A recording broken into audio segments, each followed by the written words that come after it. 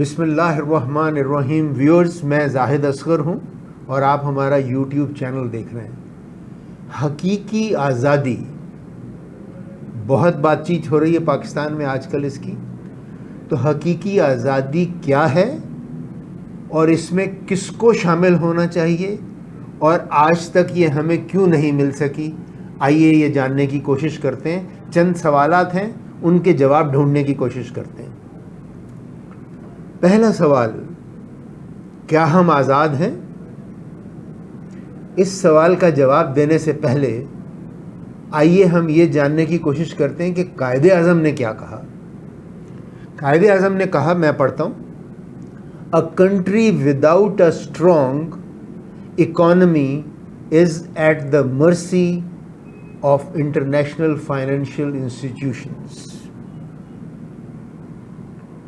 اور مجھے یہ بھی بات کرنے کی اجازت دیں کہ فریڈم ہے کیا، اس کی امپورٹنس کیا ہے. تو اگین میں ڈکشنری سے پڑھ رہا ہوں. In short, freedom is the ability to make decisions for ourselves. We are free to think, free to speak our minds, to choose our own life, of our own path of life, and to associate with anyone we want. This allows us to be individual and create our own unique life. یہ دونوں کے لیے ہے، چاہے ہم قوم کی بات کر لیں یا انڈیویجول کی بات کر لیں. اور فریڈم کس طرح کے ہو سکتے ہیں؟ تو ڈکشنری کہہ رہی ہے کہ جی فریڈم ایسوسیشن کا ہو سکتا ہے، بلیف ہے، expressing one self, freedom of press, freedom to choose one's state of life, religion, bondage and slavery سے freedom اور freedom of movement وغیرہ وغیرہ. تو جب میں ان ڈیفینیشنز کو اور جو قائد اعظم نے کہا ہے اس کو دیکھتا ہوں تو میں کہتا ہوں کہ ہم آزاد نہیں ہیں. تو اگر ہم آزاد نہیں ہیں تو اگلا سوال، تو ہم کس کے غلام ہیں؟ اگین میں قائد اعظم سے ہی لیڈ لیتا ہوں اور کہتا ہوں کہ ہم بیرونی طاقتوں کے اور بیرونی آقاؤں کے غلام ہیں. مثلاً جو فائنینشیل انسٹیٹیوشنز ہیں، ورلڈ بینک ہے، آئی ایم ایف ہے، ایف اے ٹی ایف ہے، ایشین ڈیولپمنٹ بینک ہے، ان سے ہم نے لونز لیے ہوئے ہیں اور وہ ہمیں جو ہے وہ اسکرو کرتے ہیں، وہ ہمیں مجبور کرتے ہیں کہ ہم یہاں پہ ان کی مرضی کے مطابق فیصلے کریں. اور مثلاً جو بیرونی طاقتیں ہیں، امریکہ ہے، یونائٹڈ اسٹیٹس، یونائٹڈ کنگڈم، سعودی عرب وغیرہ وغیرہ. آپ دیکھیے کہ اب تو یہ بات ثابت ہو گئی کہ یونائٹڈ اسٹیٹس نے کئی دفعہ پاکستان میں انٹرونشن کی اور اپنی مرضی کے فیصلے کرائے اور ہمارے کئی لیڈران کو قتل کروانے میں، شہید کرانے میں ان کا ہاتھ ہے. میں یہاں اگزامپل دیتا ہوں لیاقت علی خان صاحب کی، ذوالفقار علی بھٹو کی، بے نظیر بھٹو کی، ضیاء الحق صاحب کی، اور ابھی ریسنٹلی جو رجیم چینج ہوئی ہے جس میں عمران خان صاحب کی گورنمنٹ گئی، اس میں بھی ان کا ہاتھ ہے. تو اس لیے یہ ہیں بیرونی طاقتیں اور مالیاتی ادارے جن کے ہم غلام ہیں. آئیے ہم یہ دیکھتے ہیں کہ اندرونی ہم طور پہ ہم کس کے غلام ہیں. دیکھیے، اندرونی طور پہ ہم غلام ہیں 75 سال سے. جب گورا یہاں سے گیا اور جب یہاں گورا تھا تو برٹشرز نے اپنی حکومت چلانے کے لیے کروڑوں لوگ نہیں لے کے آئے. ان کے چند لوگ یہاں تھے اور ان کی مدد کرنے کے لیے کالے گورے تھے جو انڈینز تھے، جن کو انہوں نے پالا پوسا. وہی تھانے دار، وہی کچہری والا، وہی مجسٹریٹ، وہی جج، وہی جو ہے ایس ایچ اوز، وہی پولیس کا نظام، وہی آرمی کا نظام. یہ پورا نظام جو ہے، اس جو گلا سڑا ہے 75 سال کا، جو گورا ہم پہ استعمال کرتا تھا، ہم نے وہ چینج نہیں کیا. انہوں نے خان بنائے، انہوں نے چودھری بنائے، لوگوں کو زمینیں دیں، پیسے دیے، کسی کو سر کا خطاب دیا اور ان کو ہمارے سر پہ سوار کر دیا. پاکستان بن گیا اور ہم نے ان میں سے کسی کو نہیں چھیڑا. تو یہ جو گلا سڑا نظام ہے 75 سالہ یہ ہم پہ حاکم ہے، یہ ہم اس نظام کے غلام ہیں. ہم غلام ہیں فالٹی جوڈیشل سسٹم کے. اور جو 4 پاکستان کے یا کسی بھی اسٹیٹ کے جو پلر ادارے ہوتے ہیں، مثلاً جوڈیشری، آرمڈ فورسز، بیوروکریسی اور گورنمنٹ، ان چاروں نے یہ چاروں ہمارے حاکم ہیں، عوام کی نہیں چلتی. تو آپ یہ دیکھیے کہ پاکستان میں 4 دفعہ مارشل لا لگا اور جوڈیشری نے اس کو ہر دفعہ صحیح قرار دے دیا، سوائے ایک دفعہ کے جب ضیاء الحق صاحب نے جو ہے وہ لگایا تھا، جنیجو صاحب کی گورنمنٹ کو برطرف کیا تھا، یا مشرف صاحب نے جب جو ہے کیا تھا تو ان کے اوپر بھی کیس چلا اور یہ ثابت ہوا. تو جناب یہ جو 4 ادارے ہیں، یہ جو 4 میں نے آپ کو کہا پلر ہیں اسٹیٹ کے، ہم ان کے بھی غلام ہیں. پھر ہماری غلامی میں حصہ ہے کرپشن کا، الیٹریسی کا، جو ہم پہ فائنینشیل انٹرنل ڈیٹس ہیں ان کا، پاورٹی کا، اور پور گورننس کا. تو یہ ہمارے سب حاکم ہیں اور ہم ان کے محکوم ہیں. تو اگلا سوال لوگ پوچھ رہے ہیں کہ جی یہ جو حقیقی آزادی ہے یہ ہم کب حاصل کر لیں گے اور ٹائم لائن کیا ہوگی؟ تو چونکہ دیکھیے حقیقی آزادی جو ہے یہ ایک پروسیس ہے، جد و جہد ہے، اس لیے اس کی کوئی ٹائم لائن نہیں دی جا سکتی کہ کوئی کہے کہ یہ 2 سال میں ہو جائے گا، 4 سال میں ہو جائے گا، 1 سال میں ہو جائے گا. یہ جد و جہد ہے ان آبجیکٹیوز کی طرف جو ہم اپنے لیے طے کریں. اگلا سوال لوگ یہ پوچھ رہے ہیں کہ جی پھر یہ لانگ مارچ کیوں ہو رہی ہے؟ تو دیکھیے حقیقی آزادی کے لیے مختلف مراحل ہیں، اسٹیپس ہیں جن کے اوپر عمل ہونا شروع ہوا ہے اور اللہ کرے کہ اس میں کامیابی ہو.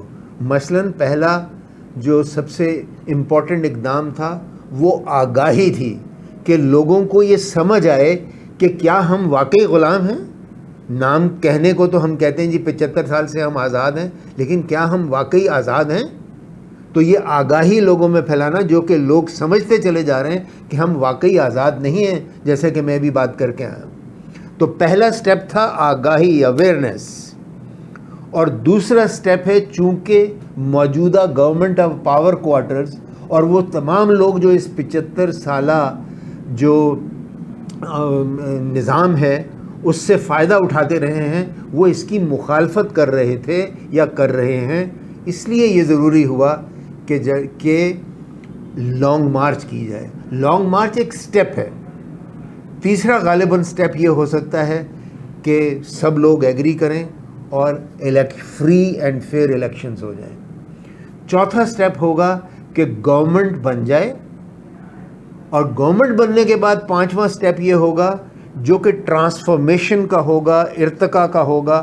وہ 5واں سٹیپ ہوگا کہ جہاں پہ ریفارمز ہوں گی، کانسٹیٹیوشنل چینجز آئیں گی، اور اس کے نتیجے میں پوری زندگی میں جو پورا ہمارا سٹرکچر ہے اس کے اندر بہتری آنی شروع ہو.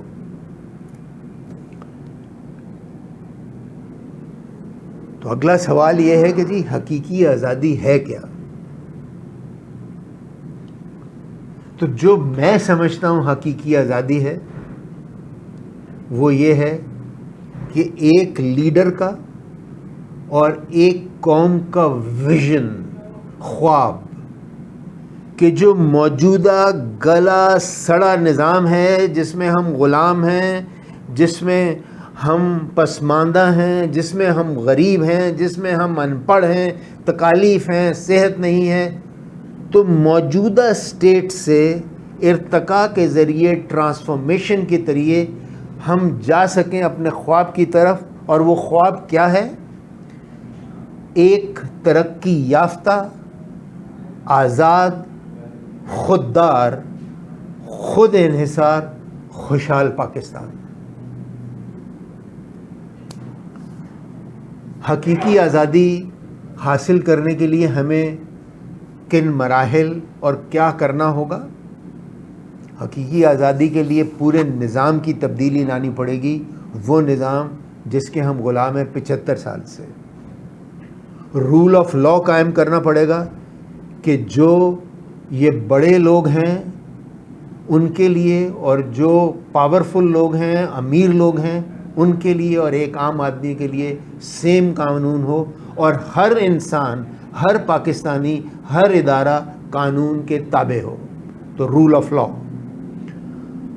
اور پاکستان اور ہم پوری قوم، ہماری حکومت ڈیسیشنز لے جو کہ پاکستانی قوم کو چاہیے ہماری بہتری کے لیے. ہم اپنے بیرونی آقا یا جو ہمارے لوکل آقا ہیں ان کی جو چاہت ہے اس کے مطابق ڈیسیشنز نہ ہوں. Financial self Reliance.